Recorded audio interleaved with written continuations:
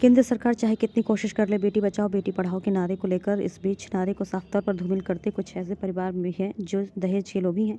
ऐसा ही मामला गाजियाबाद के कबीरनगर थाना क्षेत्र में देखने को मिला है, जहां पर एक युवती की साल 2014 में शादी होती है, लेकिन तभी से ही दोनों पति पत्नी के बीच अनबन शुरू हो जाती है। दरअसल दहेज लोभियों ने लगातार नई नवेली दुल्हन को दहेज के लिए प्रताड़ित करना शुरू कर दिया था, लेकिन युवती के परिजन लगातार उसे समझा बुझाकर उसके ससुराल भेज दिया करते थे, लेकिन वह नहीं चाहते थे कि उनकी बेटी का घर बिगड़े।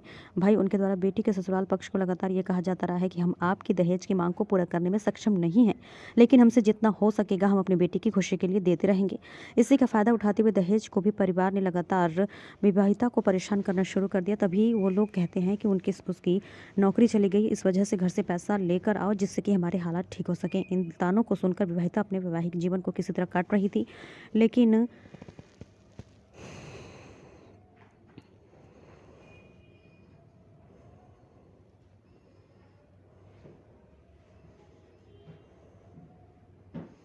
समय समय पर उसको दहेज के नाम पर यातनाएं दी जा रही थी। परिजनों का कहना है कि उनके कई बार पैसों की मांग की गई तो देने में सक्षम नहीं हुए, इस वजह से उनकी बेटी के साथ गलत व्यवहार लगातार होता रहा। विवाहिता के भाई ने आरोप लगाया है कि उसकी बहन का पति शराब पीकर उसके साथ मारपीट करता था और वो अक्सर वरना यानी गाड़ी की कार का मांग करता था। परिजनों का कहना है कि अब 1 महीने पहले उसकी बहन के साथ मारपीट की गई थी, तब भी वे लोग काफ़ी थानों और चौकियों के चक्कर लगाते रहे, लेकिन वही कहीं सुनवाई नहीं हुई। और दरअसल विवाहिता की ननद यूपी पुलिस में तैनात है और गाजियाबाद में ही कार्यरत है, इस वजह से पुलिस इस मामले में ढील रवैया दिखाती रही है। लेकिन अब जब विवाहिता की मौत हो गई तो गाजियाबाद पुलिस भी हरकत में आ गई है। हालांकि पुलिस ने अभी तक नामजदों में से केवल आरोपी पति को ही गिरफ्तार किया है। फिलहाल विवाहिता की बॉडी का पंचनामा भरकर पोस्टमार्टम के लिए भेज दिया गया और पति को गिरफ्तार कर लिया गया है। अधिकारी का कहना है कि सुसंगत धाराओं में मुकदमा दर्ज कर लिया गया और उचित कार्रवाई की जाएगी। क्या नाम है सर आपका? रोहित तोमर। रोहित जी, क्या घटना हुई आपकी बहन के साथ? घटना ये हुई जी, कल रात की बात थी। कल रात के टाइम जैसे पड़ोसियों का फ़ोन आया कि भैया आपकी बहन को इन्होंने जान से मार दिया और नीचे फेंक दिया, तो आप जल्दी से आ जाओ। तो फिर बेटी है उसकी गुड़िया की 9 साल की, तो मैंने उससे पूछा बेटा क्या बात हुई, तो उन्होंने बोला कि मामा पापा ने मम्मी को नीचे फेंक दिया और आप जल्दी आ जाओ। और बच्चे रो रहे थे और कहाँ घर पे में फेंक दिया? 3rd फ्लोर से नीचे गली में। क्या वजह रही होगी? वजह ये है जी, उसकी शादी हमने 9 साल पहले की थी। जी। वो उसके घर वाला काफ़ी शराब पीता था, मारपीट करता था। दहेज का कई बार उन्होंने दहेज के ऊपर उत्पीड़न किया उसका, बहुत बार हमने दिया भी। उसके बाद में कई महीने तक का केस भी चला। क्या मांग करते थे दहेज? मांग यही कि गाड़ी दे दो, ये दे दो। पहले भी हमने मतलब काफ़ी दिया अपने हैसियत से अकॉर्डिंग। उसके बाद भी शराब उसका कंटिन्यू पीना था, मारपीट करना था। कौन जब सी गाड़ी की डिमांड करते थे? यही चाहिए इनको, वरना है ना कहाँ से दे दे भाई। तो उसके बाद में कल शाम के टाइम जैसे ही हमें पता चला, हम गए तो वहाँ पे मौके पे कोई मौजूद नहीं मिला। एमएमएच वो संजय नगर सरकारी हॉस्पिटल में हमें गुड़िया की डेड बॉडी वहाँ पे मिली।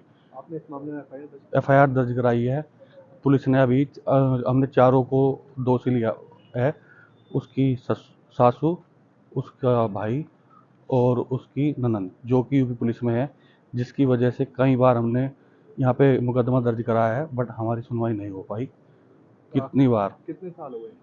शादी को 9 साल हो चुके, कई कई बार हो चुका। अभी रिसेंटली 1 महीना पहले भी इनका आपसे झगड़ा हुआ, उसने मारपीट के उसको बाहर निकाल दिया। 1 महीना पहले अभी उसको मारपीट के घर से निकाल दिया। वो पहले गोविंदपुरम में गई, फिर दूसरी चौकी में गई, फिर कबीरनगर गई, फिर उसको पिंक बूथ लेडीज वाले में थाने में भेज दिया, जहाँ पे मतलब उसकी रिपोर्ट उसने लिखवाई। तो वहाँ से मेरे पास फ़ोन आया कि भैया अपनी बहन को ले जाओ, ऐसे ऐसे मामला है। तो मैं उसको घर ले आया। कुछ टाइम बाद उन्होंने बुलाया, बुलाने के बाद में उन्होंने फिर इनका आपसी समझौता कराया और आपसी समझौता करा के उसको गुड़िया को फिर भेज दिया। और भेजने के बाद में फिर भी वो उसके साथ रोज़ मारपीट गाली गलौज करता रहता था शराब पी के। और इसके घर वाले जो है ये भी उसके साथ बार बार उत्पीड़न करते थे। कल रात घटना स्थल पे जब हम रात को गई, उसकी ननद वहाँ पे मौजूद थी, बाकी लोग फरार हो गए थे। उसका भाई, उसकी मम्मी और लड़का मौजूद नहीं था। वो ननद उसकी मौजूद थी और बच्चों को बार बार वहाँ वो उससे बयान बदलवा रही थी जब हमने जाके देखा। तो क्या नाम है आपका? आनंद पाल। वहाँ क्या घटना हुई है? ये हमारी वो मेरी बहन थी जी, इसके साथ पहले भी दहेज के लिए कई बार उत्पीड़न करेगा। विकास की मम्मी ने इस पर पैसे को दबाव डाला। कई बार पहले भी दी, एक मुझे गड्डी लेनी, टैक्सी ड्राइवर था यो, टैक्सी की मजदूरी करा था। कई बार पहले भी शराब पी कर झगड़े हुए या लड़की इसने पीट खींच कर कई बार घर से निकाल भी दिया। थाने में चली गई, थाने से हमारे पास कॉल आई, हम इसे लेकर गए। उसके बावजूद तत्काल में भी अब दिसंबर के महीने में भी इसने ऐसा कराया, घर से निकाल दी, पैसे लेकर आइए, मेरी नौकरी छूट गई, पैसे लेकर अपने घर से।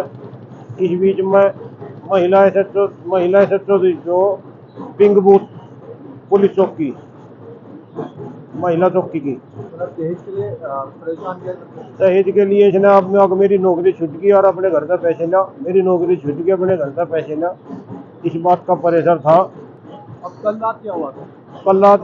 कल मैं 5 बजे इसके पास गया था और उसके बाद इनकी झगड़ा हो रहा था, मार पिटाई कर रहे थे। मैं इन्हें समझा बुझा के मैं जैसे वहाँ तक गया, करीब 1 घंटा बाद इन्होंने ये सारी योजना बनाकर चारों आदमियों ने और इसकी हत्या कर दी और इसे हत्या करके ये दर्शाने के लिए इसे छत के नीचे डाल दिया कि इसे या खुद कूद दी। और जो सब काम चल रहा है ये सब इसकी वजह से चल रहा। जो यह महिला हैगी, इसकी ननंद या महिला कांस्टेबल हैगी गाजियाबाद जिले में, इसी की बदौलत ये सब काम चल रहा है। आज दिनांक 27 जनवरी को थाना क्षेत्र कविनगर पे एक विवाहिता सालू चौधरी की उनके पति विकास के द्वारा हत्या कर देने के संबंध में तहरीर प्राप्त हुई थी। इस तहरीर के आधार पर तत्काल ही सुसंगत धाराओं में अभियोग पंजीकृत किया। हत्या आरोपी पति विकास चौधरी को पुलिस द्वारा गिरफ्तार कर लिया गया है। पूछताछ तथा साक्ष्यों के आधार पर अग्रिम विधिक कार्रवाई सुनिश्चित की जा रही है।